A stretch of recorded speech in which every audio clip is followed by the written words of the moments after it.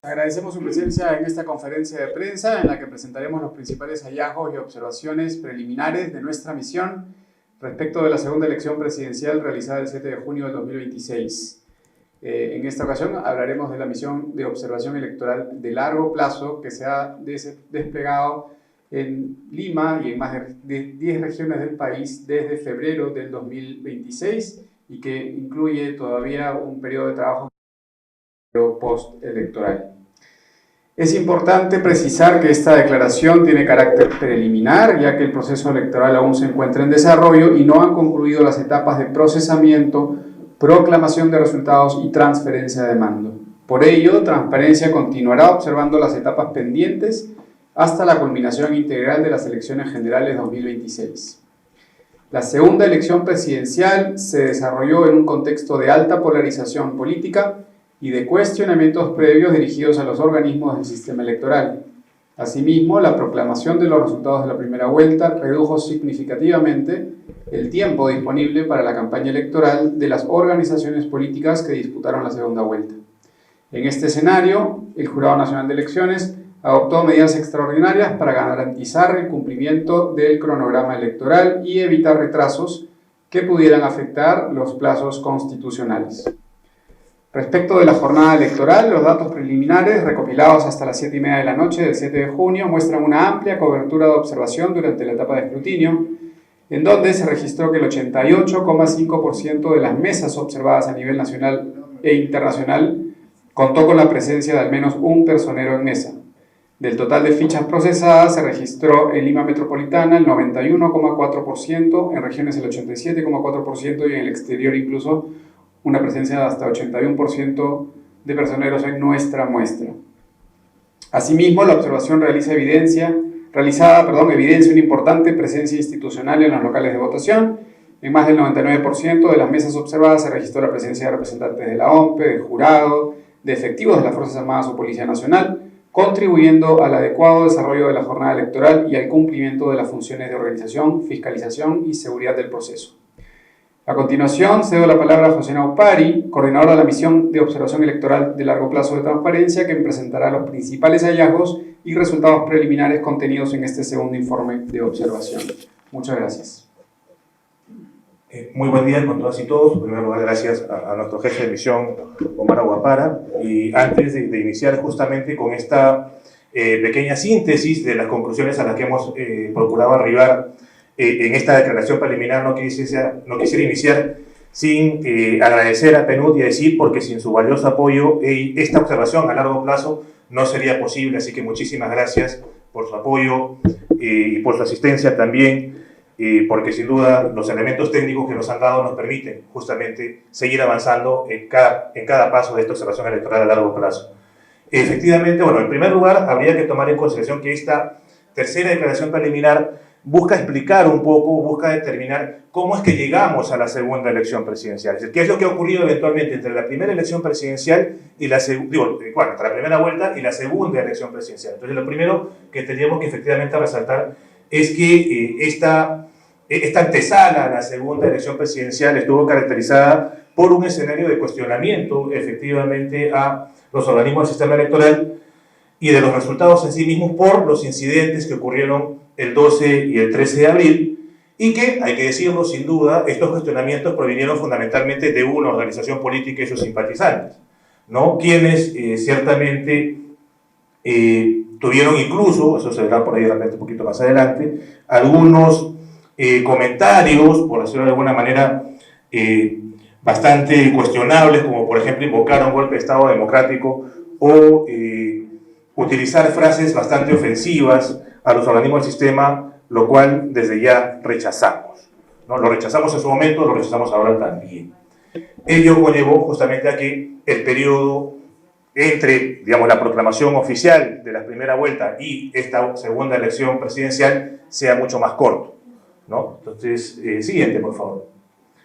En lo que se refiere justamente al marco jurídico, habría que reconocer que el Jurado de las Elecciones tenía efectivamente un escenario complicado, porque el marco constitucional establecía una fecha tope o una fecha fija para la juramentación. Y ya teníamos, cuando se había convocado el proceso de elecciones generales, una fecha para la segunda vuelta electoral. Entonces, independientemente de la carga electoral, pues tenías que, digamos, ajustar, por decirlo de alguna manera, el marco normativo en función a ello. En ese contexto se explica, por ejemplo, cómo el Pleno del Jurado de las Elecciones dice que no va en el tema de las elecciones complementarias. Que era fácil, sin duda, decirlo en el sentido de que no había un marco normativo que lo sustentase, pero sin duda era uno de los argumentos que sustentaban justamente esta decisión, era que tampoco daban los tiempos si es que queríamos tener eventualmente una segunda elección el 7 de junio o tener un cambio de mando allá el 28 de julio. En este punto, respecto a las elecciones, este pronunciamiento por parte del jurado, sí resaltamos el hecho de que en sus considerandos alude a un pedido planteado por el señor ex candidato Rafael López Aliaga, y sobre particular sí resaltamos que los legitimados para formular pedidos ante el jurado de las elecciones no son los candidatos, no son en sentido estricto un ciudadano, sino eventualmente si eres candidato y representas otra opción política, el que te representa es el personal legal. Y si quieres hacer una petición, esa petición se canaliza a través de un procedimiento jurisdiccional. Y ello, ¿cómo se resuelve? A través de una resolución, no un acuerdo, en principio. Pero, independientemente de ese tema formal, se saluda ese punto. Otro tema que también se resalta dentro de estas decisiones del Pleno del Jurado de Elecciones es el hecho de que fijaran una fecha máxima para que se emitan las actas de proclamación descentralizadas de los jurados electorales especiales y anunciasen una proclamación para el justamente 17 de mayo. Sobre el particular, nuevamente, reconocemos esta prisa que tenía el jurado de elecciones. Sin perjuicio de ello, tampoco podemos desconocer el hecho de que sí hubo, en principio, un impacto en lo que se refiere a los plazos de apelación. ¿En qué sentido? La norma lo que te establece es que hay un plazo para interponer recursos de apelación con acta de proclamación, independientemente de un tema de fondo. Entonces, lo cierto es que al establecer que tú vas a proclamar hasta, como máximo hasta el 16 de mayo y vas a proclamar el 17 con una revisión de oficio, siendo que la revisión de oficio no existe en el ordenamiento jurídico electoral, sí efectivamente estabas eventualmente obviando plazos de apelación de actas de proclamación descentralizadas. Sin perjuicio de ello, y eso ha tenido un impacto en 49 de las 60 de las 60 actas de proclamación descentralizadas. Independientemente de ello, reconocemos la necesidad que tuvo el jurado para cumplir con los plazos. Con relación a la oportunidad o estos eventuales cuestionamientos que se daban al tiempo que se estaba tomando el Pleno del JN para proclamar, reafirmar que efectivamente, dentro de todo, estábamos en el promedio. En el 2021, la publicación de la proclamación se dio el 14 de mayo, el 2016, el 10 de mayo, el 2021, el 20 de mayo, y estas elecciones se proclamaron el 18 de mayo. Entonces, estamos dentro de todo en el promedio. La siguiente, por favor. En lo que se refiere a la administración electoral, es preciso también reconocer las importantes y valiosas decisiones que se tomaron por parte del sistema electoral para coadyuvar a corregir justamente lo que ocurrió eventualmente en el 12 de abril y tener estas elecciones que han sido evidentemente mucho más, digamos, por decirlo de alguna manera, desarrollarse en un clima de normalidad, ¿no? En el caso del jurado, ¿no? Nosotros hicimos una consulta sobre cuánto era el personal jurisdiccional, específicamente a nivel de asistentes jurisdiccionales, que tenía cada jurado especial atendiendo a la carga que iba a padecer, ¿no? Y ahí justamente sí nos explicaron que, por ejemplo, en total habían dispuesto 249 asistentes jurisdiccionales distribuidos entre 60 JEs. También se aludió al tema de los fiscalizadores. Otro tema importante en el caso del jurado en esas elecciones es el hecho de que optimizase el principio de transparencia. Ahora pudimos ver dashboards que te actualizaban en tiempo real lo relativo a la resolución de actas observadas, hemos podido ver en tiempo real las proclamaciones, hemos podido ver en tiempo real las actas, las audiencias, el recuento de votos. Ahora ya teníamos justamente, y eso ha sido muy útil para el día de la elección, el tema sobre el seguimiento de la distribución y el repliegue de materia electoral, la instalación, como parte justamente de la optimización del principio de transparencia. Así que para ello, felicitaciones y gracias como ciudadanos al jurado de las elecciones. También es preciso resaltar justamente esta decisión que había comunicado eventualmente el jurado para facilitar la acreditación de personeros. Ahí sobre el particular es preciso recordar que lo que la ley te dice es que tú puedes acreditar personeros ante el jurado especial hasta 7 días antes y luego lo acreditas ante la mesa, lo cual la digamos, habilitación de un QR tendría que ser claramente previsto que te podía servir para generar la credencial, pero no para que el jurado te acredite en sí mismo, porque digamos, la competencia, la posibilidad que el jurado te acredite como personero de mesa precluyó 7 días antes. Lo que venga del día 6 al día de la elección no era algo que le competía en principio al jurado, era algo que ya estaba al día de la elección en la mesa. Entonces, ese aplicativo tenía que tener esa orientación, única y exclusivamente para coadyuvar eventualmente a generarte una credencial, no para acreditar. Ahí es un tema que ciertamente, por ahí de repente es un tema meramente comunicacional, pero es un tema que también estamos resaltando. También estamos resaltando el hecho de que, por ejemplo, el mismo 7 de junio, el jurado de las elecciones emite un acuerdo para disponer que los jurados especiales concluyan con los procedimientos de acreditación de personeros. Ahí quizás de repente le faltó un par de frases que eran, bueno, totalmente de personeros legales y técnicos, ¿no? Para que los personeros legales ante los jurados electorales especiales puedan acreditar a su vez a los personeros de mesa y de local de votación, pero también se coloca este punto como algo positivo, ¿no? Dentro de todo, porque evidencia, ¿no?, la intención del sistema electoral de coadyuvar con justamente la transparencia y agilizar el proceso. Respecto a la Oficina Nacional de Procesos Electorales, no podíamos desconocer el hecho de que este periodo entre primera y segunda vuelta inicia justamente con la renuncia del jefe nacional. Esto ya se había adelantado en parte en la segunda declaración preliminar. Acá lo que se está simplemente reiterando es que la ley establecía que se podía renunciar durante el periodo, durante un proceso electoral, salvo que sobrevenga un impedimento debidamente fundamentado. Y ni la carta de renuncia ni la resolución de aceptación fundamentan ese impedimento sobreviniente, ¿no? Por ahí de repente hay una oportunidad de mejora a nivel de la patente legislativa. Otro tema que también estamos resaltando, ¿no?, es el hecho de la diligencia que ha tenido ahora la OMPE para disponer el traslado oportuno, anticipado, ¿no?, del material electoral. También estamos saludando el hecho de que se haya justamente reabierto, digamos, el procedimiento para contratar a un nuevo proveedor del servicio de distribución o despliegue del material electoral. Por su parte, en lo que se refiere al RENIEC, ¿no?, también estamos resaltando estas medidas como que hayan continuado en cumplimiento de lo que establece la Ley Orgánica de Elecciones con una nueva actualización del padrón electoral, que era lo que correspondía, ¿no? También estamos resaltando que reafirmaran esta decisión de permitir que puedas votar con el DNI vencido o con que no hayas cambiado la fotografía en caso de los menores de edad. Y también estamos saludando o reconociendo o dando cuenta el hecho de que el mismo 7 de junio el RENIEC dispuso, ¿no?, habilitó 235 agencias a nivel nacional para que ese mismo día, entre las 6 de la mañana y las 4 de la tarde, cualquier ciudadano pueda ir a recoger su DNI y con eso ejercer su derecho de sufragio.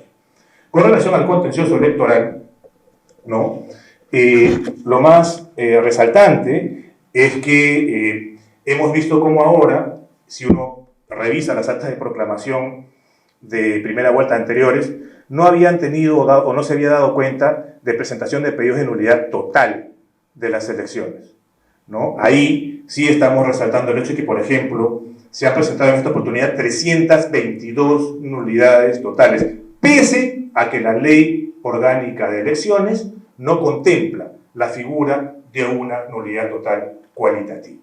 Lo que nosotros tenemos en nuestro ordenamiento jurídico, para efectos de nulidades totales, es nulidad total cuantitativa. Y la nulidad total cuantitativa se tiene que eventualmente materializar cuando se interponga una apelación contra un acta de proclamación, no en este periodo. ¿Eso que generó? Evidentemente una mayor carga por parte de los jurados electorales especiales. Y es más, porque si uno incluso revisa otros tipos de pedidos de nulidad, también hay un incremento considerable, ¿no? Se han tenido aproximadamente 199 resoluciones sobre nulidades de mesa de sufragio y 25 sobre nulidades de distrito. Si uno revisa la acta de proclamación del 2021, ninguna. 2016, 3 solamente de nulidades de mesa de sufragio, ninguna sobre nulidad de distrito. Y en 2011 no hubo ningún pedido de nulidad. Ello que evidencia un incremento considerable de carga procesal por parte de los jurados electorales especiales, a los cuales desde ya saludamos, y se llama la atención el hecho de que nuevamente, fundamentalmente, ha sido una organización política la que ha promovido el mayor número de pedidos de nulidad en el caso de nulidades totales, pese a que no había una base normativa, y en el caso de nulidades de mesa, también, ¿no? Porque ellas, por ejemplo, apuntaban o se sustentaban en, digamos, elementos que no tenían una base normativa directa. Me explico. Por ejemplo, si el mal lacrado del acta electoral, el hecho de que de repente se haya colocado como una hora de instalación una fecha que no correspondía, el hecho de que de repente la firma de los miembros de MES esté fuera del recuadro, no está previsto como una causal de nulidad en los supuestos contenidos en el artículo 363 de la Ley Orgánica de Elecciones. Y no solo ello, sino que también estas nulidades por hecho pasible de ser conocidas en la mesa tenían que haber sido presentadas ante la propia mesa. Es más, otro de los argumentos que utilizaban para plantear nulidades de mesa de sufragio era la instalación tardía. Y la instalación tardía, que está prevista en el literal A del artículo 363 de la LOE, se tiene que presentar el mismo día. Y ello no había ocurrido.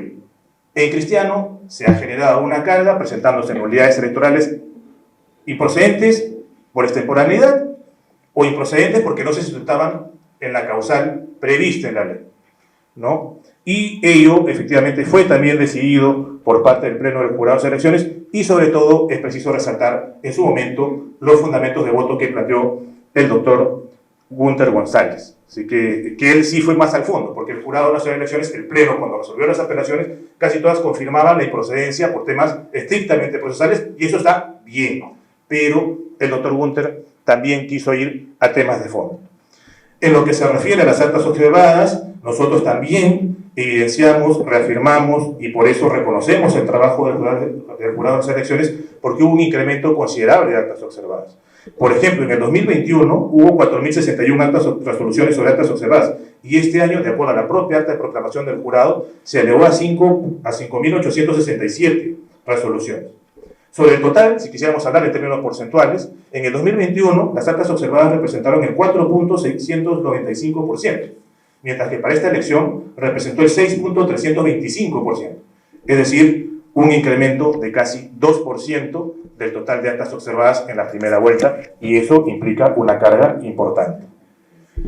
En lo que se refiere al recuento de votos, también tenemos un tema a considerar ahí, porque, de acuerdo a lo que se figura en la página web del Jurado de las Elecciones, han habido, entre congresales y presidenciales, ¿no?, entre el 20 de abril, que empezaron los recuentos, y el 16 de mayo, que venció el plazo para proclamar las actas para emitir las actas de proclamación descentralizadas, 2.257, supuestamente, audiencias de recuento, de las cuales entre el 20 y el 29 de abril fueron 654, entre el 30 de abril y el 7 de mayo 1.406, y entre el 8 y el 16 de mayo 197. ¿Qué hemos querido evidenciar con esto? La carga que ha tenido que soportar los jurados de clases especiales, y ello también en cierta medida explica el tiempo que se han tomado para emitir el acta de proclamación centralizada. Y en lo que se refiere a impugnaciones, también hemos visto un incremento en el caso de la primera vuelta, porque por ejemplo en el 2021 hubo 334 impugnaciones contra cédulas de votación, en esta primera vuelta hubo 600.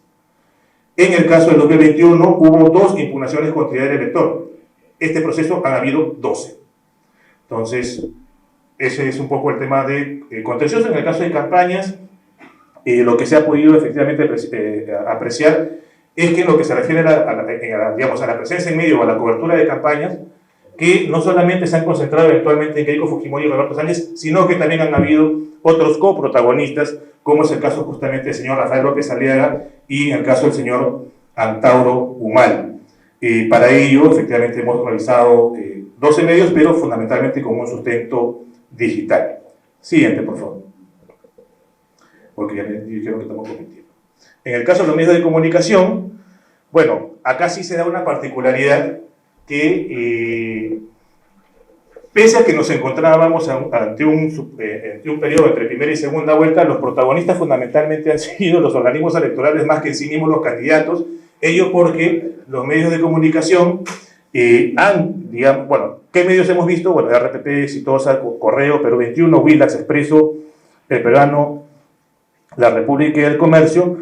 Esto precisamente por eventualmente alguna cobertura relacionada con narrativas de fraude, ¿no? Y también se ha podido eventualmente apreciar justamente esta mayor incidencia que ha habido respecto incluso de las evaluaciones de los organismos electorales que de los candidatos en sí mismos, ¿no? Pero independientemente de ello, sí se ha podido apreciar que a nivel estrictamente objetivo de menciones, ha habido más menciones al señor Sánchez que respecto a la señora Fujimori. Otra cosa es para qué se ha hecho esa atención.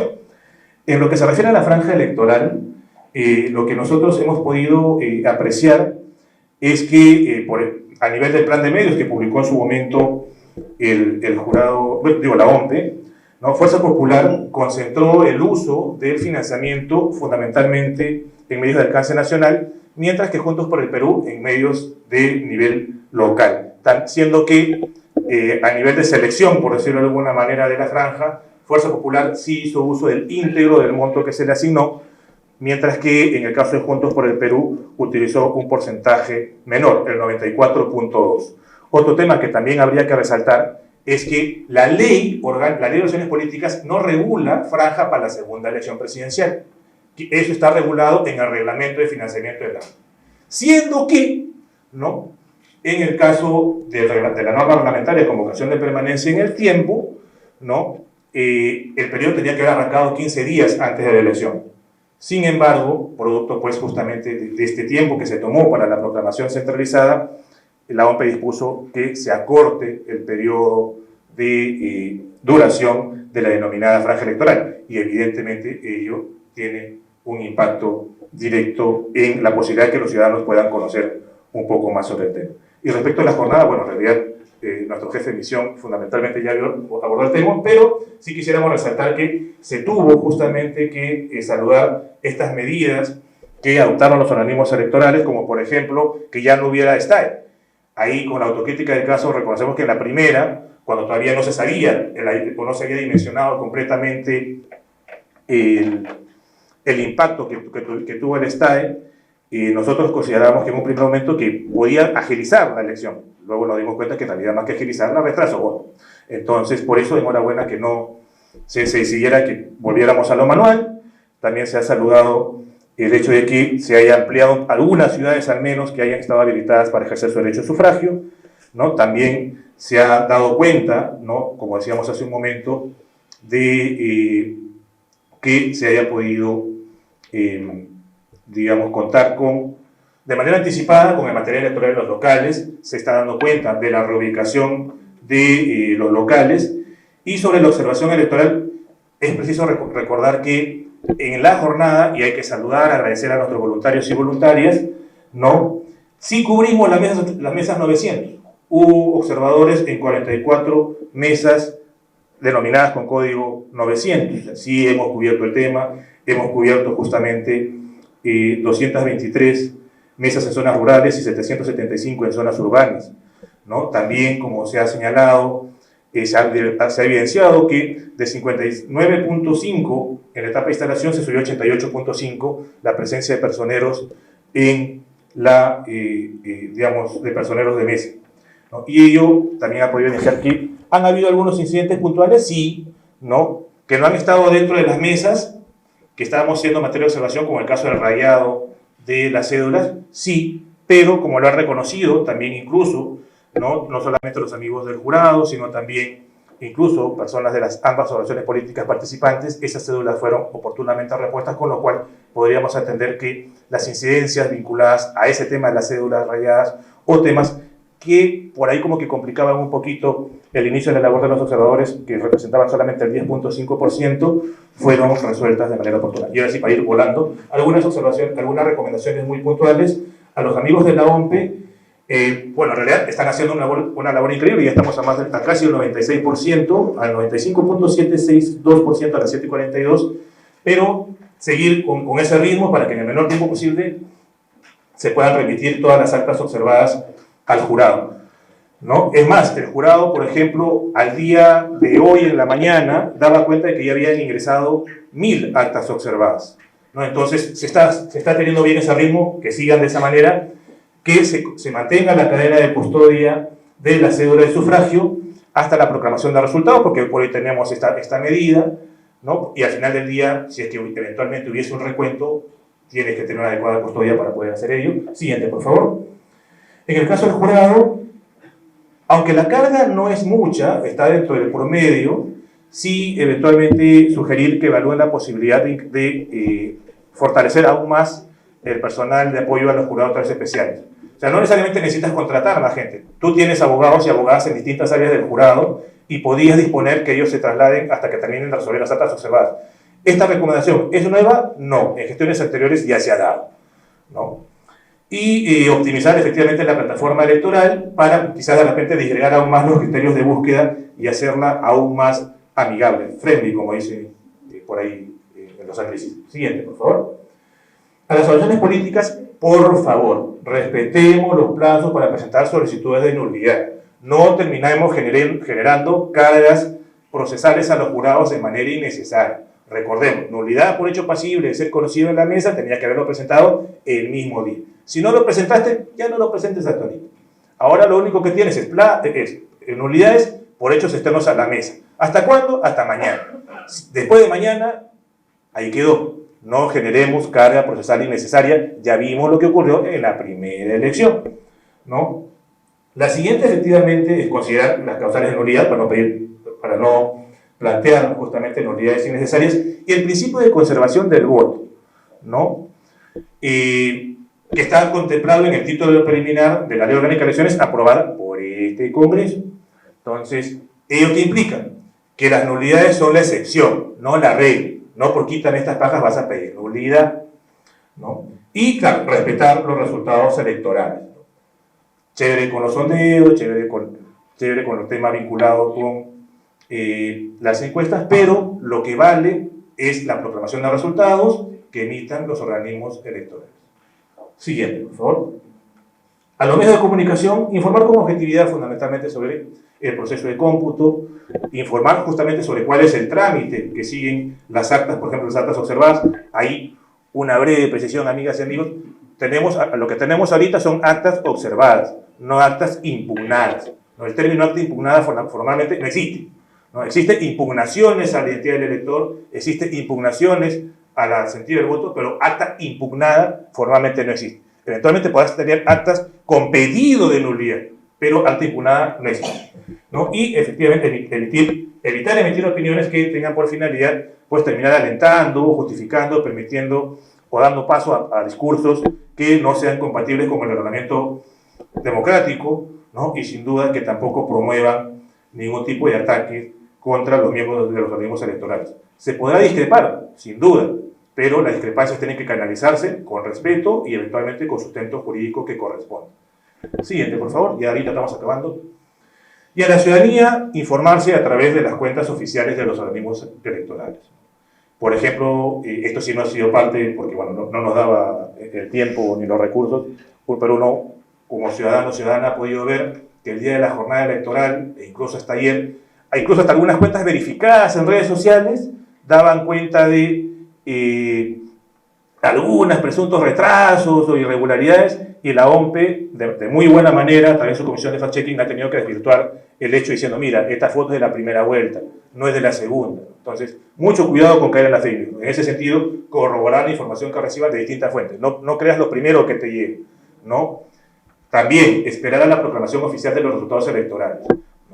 No celebremos antes de tiempo, no nos apenemos antes de tiempo. Esperemos hasta el final, porque cada voto cuenta, ¿no? Respetemos efectivamente ello y evitemos, ¿no?, avalar discursos que inciten a la violencia contra los miembros de los organismos electorales o algunos de los miembros que participaron en la segunda elección presidencial. Nos podrá gustar o no el resultado, pero es la expresión que se da en el marco de una democracia representativa. Finalmente, no puedo dejar de dejar esta intervención sin reiterar el agradecimiento a PNUD y a ESID y también al equipo de observación a largo plazo, ¿no? A la doctora Cecilia López, Sofía Enciso, Diego Jesús, que por ahí de repente puede estar calentándose de preguntas, ¿no? Martín Prieto, Lady Salvador, Raiza Urpi, Pilar Villo, mi jefe de misión, a la orden de Omar, evidentemente, y también a los observadores regionales, Alex Amasifue en San Martín, Analía Andrade en Apurima, Leisa Yusara de Puno, Joana Mendoza en Huancavelica, Juanjo Pacharras en Piura, Catherine Mendoza en Cusco, y Yari Gómez en Ayacucho, Iván Machaca en Arequipa, Gloria Moreno en La Libertad. Y, desde luego, a quienes participaron el domingo con que esto es a largo plazo, A ustedes, las gracias. Y a los medios de comunicación que están presentes también el día de hoy, a ustedes también, las gracias por tomarse el tiempo. Buenos días.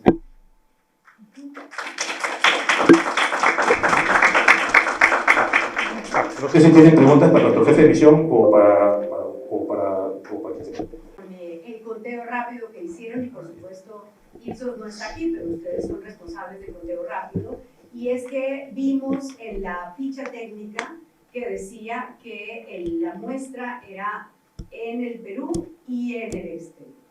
Y ayer Alfredo Torres dijo en entrevista en Perú 21 que no incluyeron en el exterior.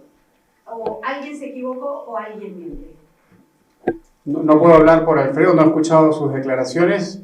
Lo primero que nosotros hemos comentado es que la muestra, que recoge información de conteo rápido integral, donde hemos estado desde las 6 de la mañana hasta la hora del escrutinio, ha incluido 8 ciudades en el extranjero: Santiago, Buenos Aires, Miami, Nueva York, Nueva Jersey, Barcelona, Madrid y Milano, en Italia. Todas han estado incluidas en el conteo rápido integral. Mi sensación o mi percepción es que creo que en la boca de urna, pero es donde no hay información del conteo rápido, pero no, perdón, del voto en el extranjero. No, pero la ficha del conteo rápido. Sí, la ficha del conteo rápido integral dice que es una muestra de observación nacional y extranjera. Sí. Para RPP, habían hablado dentro de este tercer informe que se ha generado se ha promovido un mayor número de nulidad por parte de una organización política. ¿Qué organización política es? Y mencionó que son 322 nulidades en total y que hay una diferencia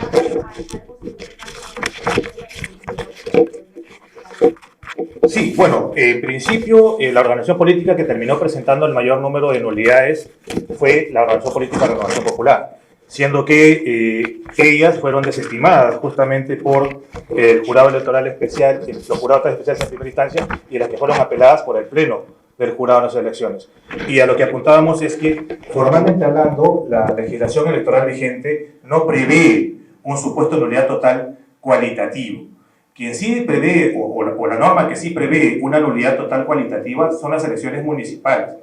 No así el caso de la Ley Orgánica de Elecciones. La Ley Orgánica de Elecciones, que tiene su sustento, a su vez, si mal no recuerdo, fue en el artículo 184 de la Constitución, solamente contempla nulidades totales cuantitativas, no cualitativas. Es más, incluso a nivel de nulidades de distrito, si quieres, ¿no? Las del 13 y 4 de la Ley Orgánica de Elecciones, tampoco está previsto un supuesto de nulidad cualitativa.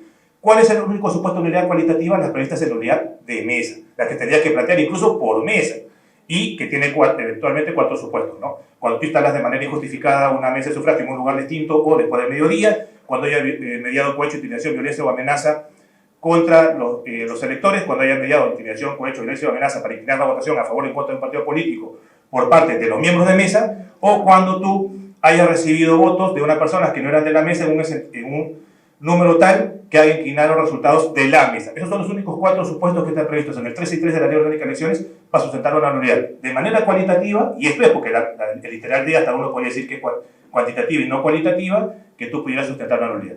Pero, ¿qué ocurría? Que eso no han sido los sustentos que se han planteado. Podría decir ya, respecto de las mesas que se instalaron después de las 12 del mediodía en atención al acuerdo del Pleno del JNE, pero, ¿no? E incluso en ese supuesto tendrías que haber pedido la nulidad ante esa misma mesa, el mismo día, el personero de mesa. No 3 días después, 4 días después, 5 días después. Eso no cabe.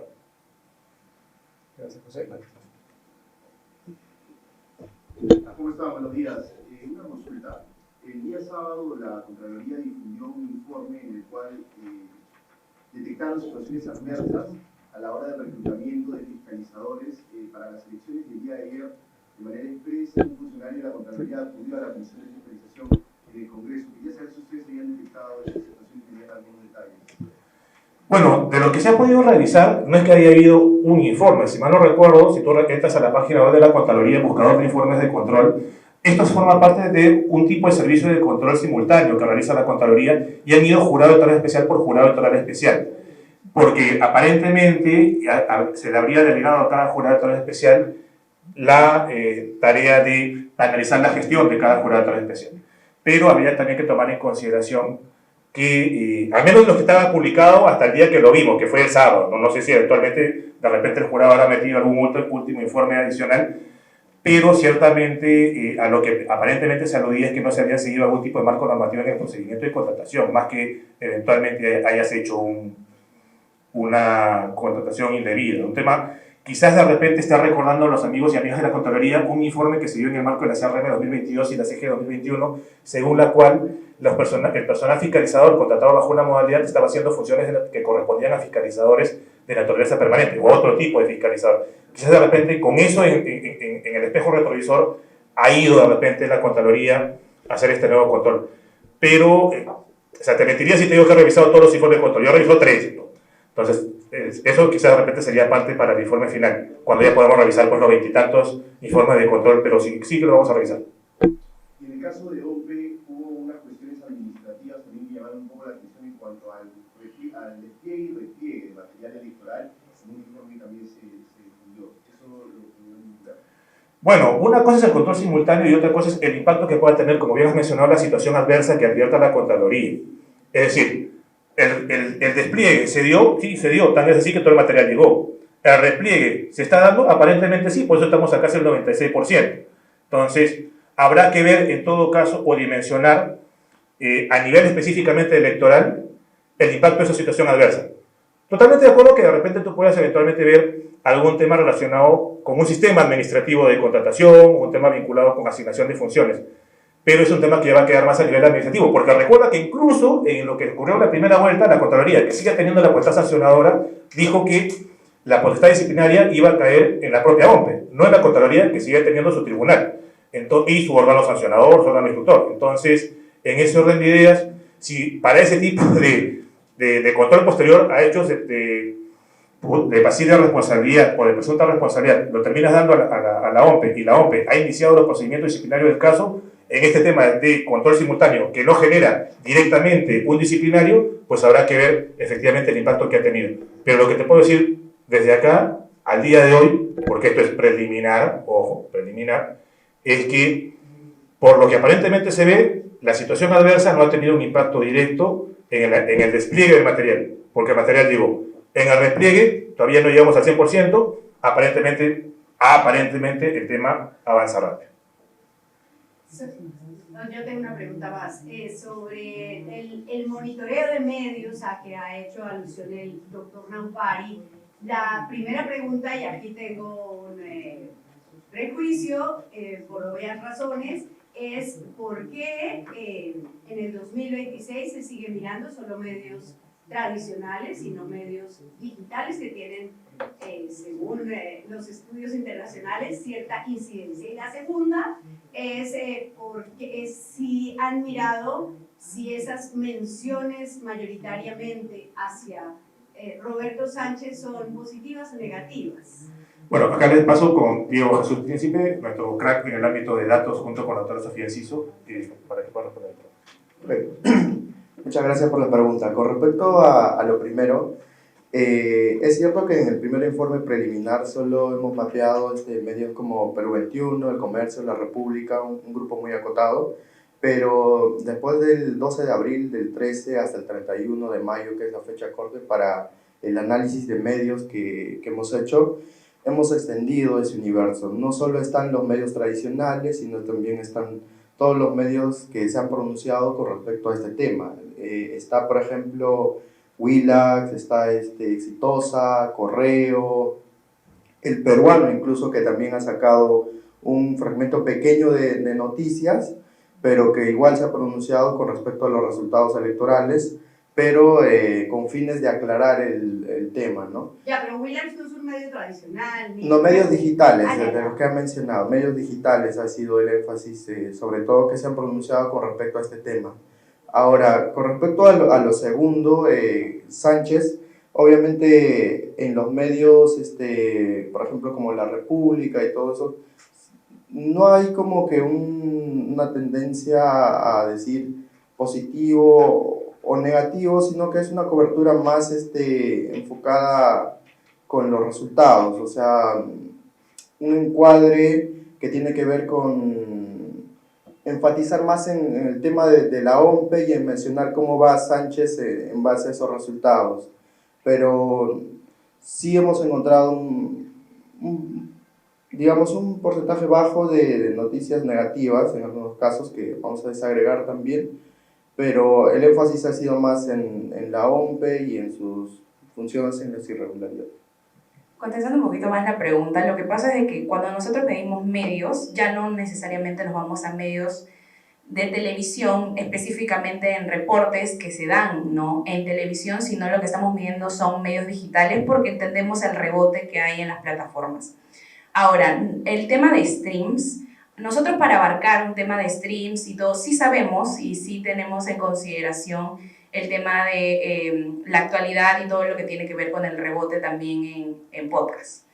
Lo que sucede ahí es de que ahí hay una intencionalidad del usuario en buscar específicamente el stream. Nosotros cuantificamos digitalmente, ¿por qué? Porque entendemos que dentro de lo que viene a ser la televisión y todo lo que es la señal abierta, ¿no?, tiene cobertura, no de stream, tiene cobertura de canales, ya sea de RPP, ya sea de canal de Willax, ya sea, ¿no? Entonces, por esa razón es que nosotros dentro de la selección hemos canalizado en medios digitales. ¿Por qué? Porque el rebote que tienen, ¿no?, en la cobertura, en la señal abierta, se ve reflejado también, ¿no?, en la cobertura digital de sus páginas web. Sí, una precisión. Estamos en directo para TV Perú, para cualquiera de las personas que están presentes. Se ha dicho que este proceso se ha realizado con total transparencia, pero lo cierto es que en estos momentos hay un cierto clima de incertidumbre debido a que todavía no ha concluido el proceso. ¿Cuál sería la exhortación a los partidos políticos? No solo a los partidos políticos, sino también a los medios de comunicación y a toda la ciudadanía a mantener la calma y esperar los resultados oficiales de la OMPE. Esa fue nuestra invocación el domingo en la noche cuando publicamos los resultados del conteo rápido integral. Mostramos un empate estadístico y que el resultado final solamente lo íbamos a saber cuando termine el conteo del último voto al 100%. Eso incluye los votos del extranjero, eso incluye los votos de estas actas que se encuentran hoy en jurados electorales especiales y eso puede tardar unos días más. Por el momento hemos visto muchos cambios en el orden, en los porcentajes, en la entrada de los votos que se van sumando y es normal, nosotros hemos reiterado desde el inicio que esto se trata de un empate estadístico, donde no hemos declarado a un ganador en ningún momento y que lo único que podemos hacer es esperar el conteo oficial al 100% de la entidad estatal encargada de hacerlo, que es la OMPE. Una consulta adicional, no sé si podrían detallar, por ejemplo, la instalación de las mesas, a qué hora se dio el 100%, qué porcentaje, el ausentismo de repente hubo en esta segunda vuelta a comparación de la primera. La tasa de participación todavía no la tenemos con ese nivel de detalle, hay evidencia preliminar de que es un poco menor. Según nuestro conteo rápido integral, está alrededor del 72% a nivel general, comparado, por ejemplo, a un 74% y décimas en el 2021, si no me equivoco, o es respecto a la primera vuelta de la elección general de 2026. Sobre la apertura de mesas y sobre la instalación y en general sobre el proceso el día de la elección, no hemos reportado ninguna demora significativa ni anomalía. El 93% de las mesas estaba ya abierta a las 8 de la mañana en toda nuestra muestra. Un 5% adicional se abrió hasta entre 8 y 9 de la mañana. Y la última mesa en nuestra muestra, con los cortes que hemos tenido a lo largo del día, tenemos registro de que se abrió hasta las 10 de la mañana. Y en la gran mayoría de estos casos, sabemos que esto se debió a la ausencia de miembros de mesa titulares o suplentes. No fue debido a demoras en el material electoral, porque esto estuvo facilitado desde el sábado en la noche. Y lo que sí es evidencia de ello es que en nuestra muestra tenemos presencia en un 94% de miembros de mesa titulares o suplentes, capacitados y sorteados por la OMPE, y en un 6.7%, si mal no recuerdo, eran personas voluntarias de la fila. Y todo esto que reportamos en la conferencia de prensa previo a los resultados propiamente, refleja que la calidad del proceso fue bastante satisfactoria, que fue una jornada electoral organizada, tranquila, ordenada, sin mayores sobresaltos y además con muchos ojos, porque hubo una presencia muy importante de fiscalizadores del Jurado Nacional de Elecciones, de personal de la OMPE y específicamente y especialmente también de los propios partidos políticos que se movilizaron en gran magnitud ese día. Pregunto porque ayer un vocero del Jurado Nacional dijo que fueron 7 millones de personas a nivel nacional que no lograron votar en esta segunda vuelta. Es una cifra parecida en su número a lo que fue la de la primera vuelta, ¿no? El padrón electoral es de aproximadamente, y estoy siendo aproximado acá, de 27 millones, y sabemos que el número de votantes en la primera vuelta fue de 20 millones, más o menos, ¿no? Hay bastante margen ahí, pero es un número similar y una tasa de participación similar a estándares recientes, ¿no? Alrededor del 20% aproximadamente de ausentismo. Y solamente para complementar justamente lo que dice nuestro jefe de misión, habría que recordar que, por ejemplo, si vamos ahorita estamos al 95.762%. Ahorita tú tienes a esta fecha un 24.878% de ausentismo. Si tú lo comparas con, por ejemplo, el 25.432 del 2021, el 19.907 del 2016, el 17.461 del 2011, estás dentro del promedio. Ahora, también otro tema importante a resaltar es que dentro de todo estamos en cifras cercanas al promedio hasta ahora. Nuevamente, hasta casi 96%, tú tienes que el 0.6% es votos blancos. Si tú lo comparas con el 2021, era 0.644. 2016, 0.815. 2011, 0.706. Estamos en el promedio. Votos nulos, hasta ahorita estamos en 5.944 y en el 2021 fue 5.870. En el 2016, 5.673. En el 2011, 5.598. Y a nivel de altas observadas, también estamos en el promedio. Porque, por ejemplo, incluso estamos mejor, porque ahorita tenemos todavía 1.534 hasta. Y al menos en la mañana, 44 ya estaban resueltas según la plataforma. Quizás hay más, pero al menos formalmente resueltas. Contástalo como el 2021, 1.600 formalmente resueltas. 1.626. Estamos en. Con el 2016. Muy bien, muchísimas gracias por su presencia. Seguiremos reportando hasta que culmine el proceso electoral, una vez que se defina a un ganador del proceso. Muchas gracias.